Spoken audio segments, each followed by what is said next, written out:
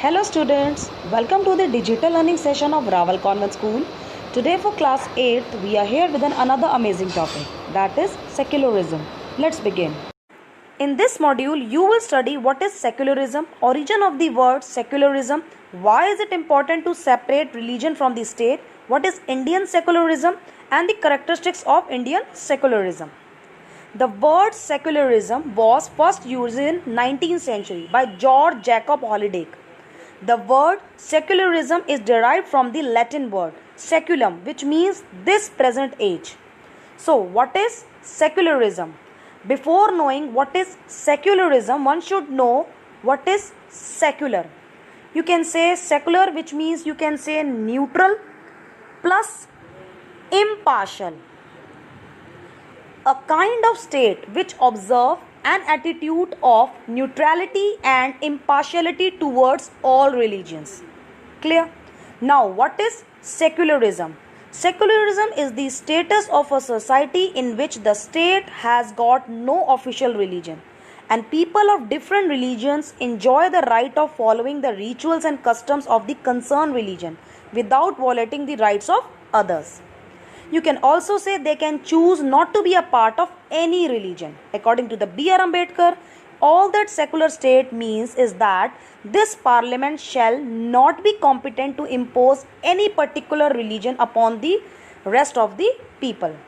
Why is it important to separate religion from the state? The most important aspect of secularism is its separation of religion from state power. This is important for a country to function democratically. Almost all countries of the world will have more than one religious group living in them. Within these religious groups, there will most likely be one group that is in majority.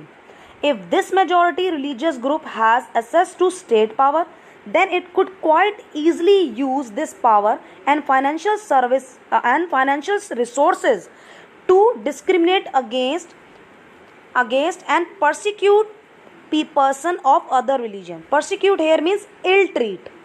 Clear? Ill treat persons of other religions. So that is why it is important to separate religion from the state. Secularism history. Indian religions are known to have coexisted and evolved together for many centuries. Before the arrival of Islam in 12th century, followed by Mughals and colonial era, Ashoka about 2200 years ago, Harsha about 1400 years ago accepted and patronized different religions.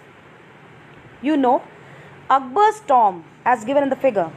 Akbar's tomb at Sikandra near Agra, India.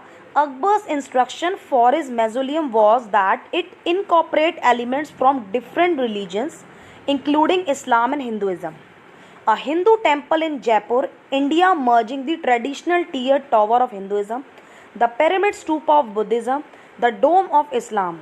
The marble sides are carved with figures of Hindu deities. Deities means a god or goddess, as well as Christian saints and Jesus Christ.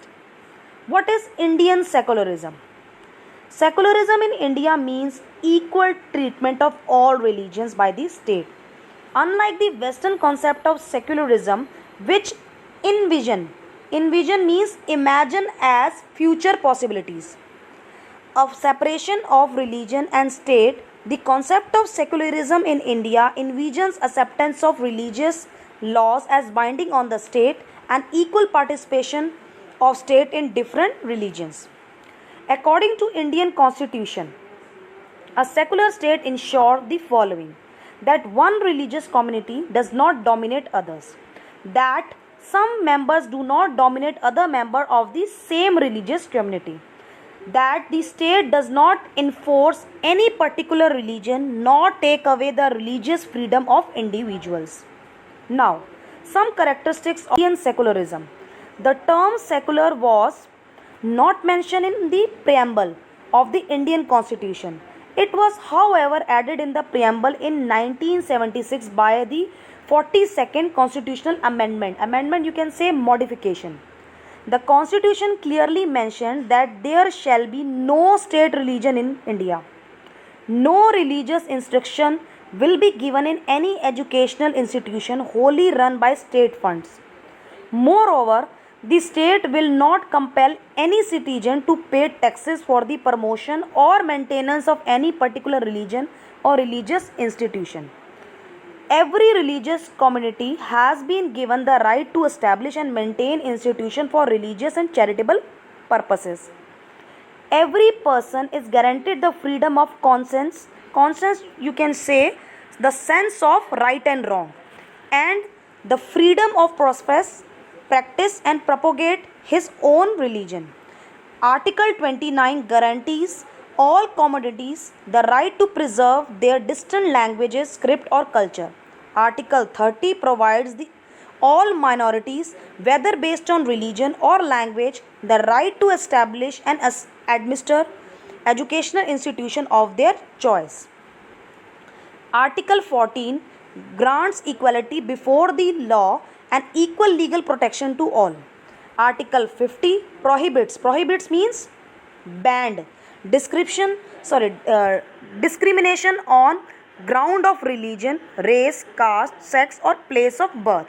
Article 16 guarantees equality of opportunity to all citizens in matters of public employment. In what way Indian secularism different from that of other democratic countries? The First Amendment of the US Constitution prohibits the legislature for making laws respecting an establishment of religion or that prohibits the free exercise of religion.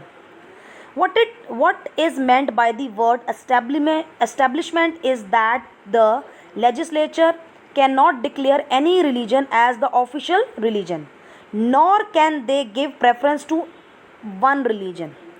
In the USA, the separation between state and religion means that neither the state nor religion can interfere in the affairs of one another.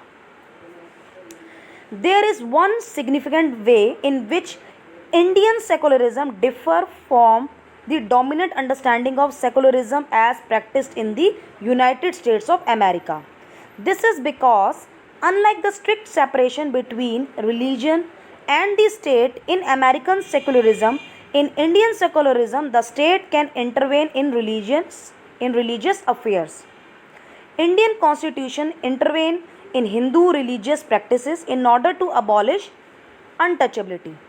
In Indian secularism, though the state is not strictly separate from religion, it does maintain a principal distance in relation to religion. This means that any interference in religion by the state has to be based on idols laid out in the Constitution.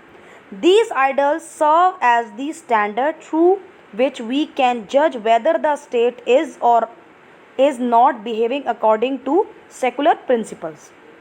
In the end, I would like to say, in simple conclusion, that India is a secular state and tries to prevent domination of one community by other in various ways. The fundamental rights guaranteed by the Indian Constitution are based on these principles. However, these rights are often violated. A constitutional mechanism has been provided to prevent the frequency and reoccurrence of these violations. I hope you like this video, and in the end I would like to say secularism is not only in our constitution but also in our veins. We worship Mother Nature too. We believe that world is our family. Thank you.